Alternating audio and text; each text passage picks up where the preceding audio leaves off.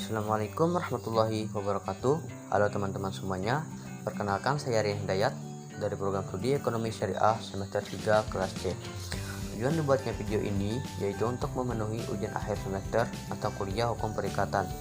Dan materi yang akan saya bahas kali ini adalah tentang perikatan dalam hukum Islam dengan submateri yaitu kekuatan dan dasar hukum perjanjian sepihak.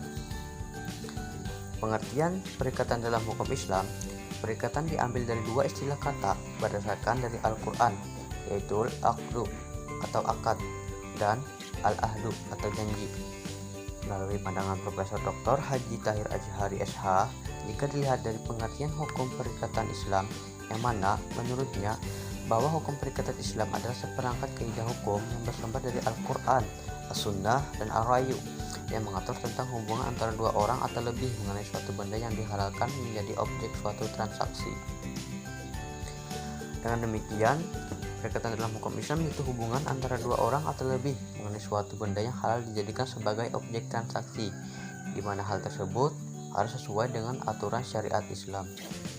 Adapun dasar hukum perikatan dalam hukum Islam yaitu berdasarkan dari Al-Quran, hadis, ijma, dan qiyas syar'i.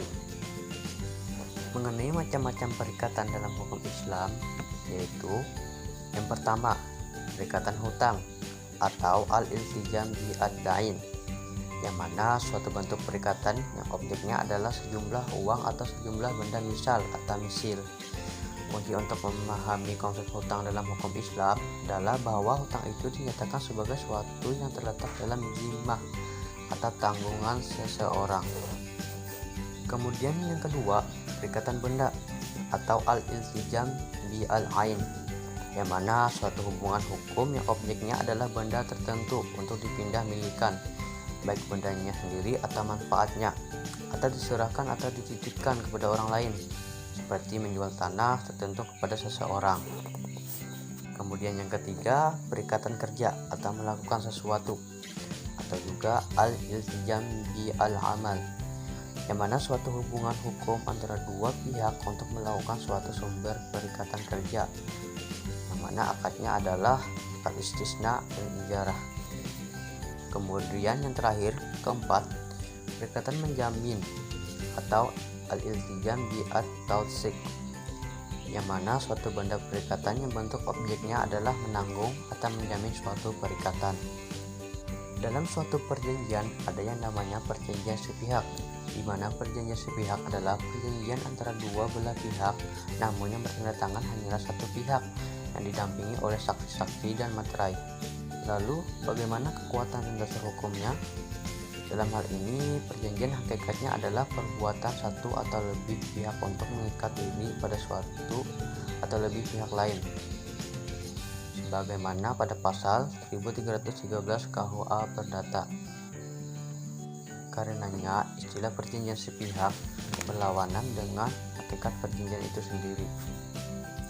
Namun, dalam KUH Perdata dibuat pengecualian.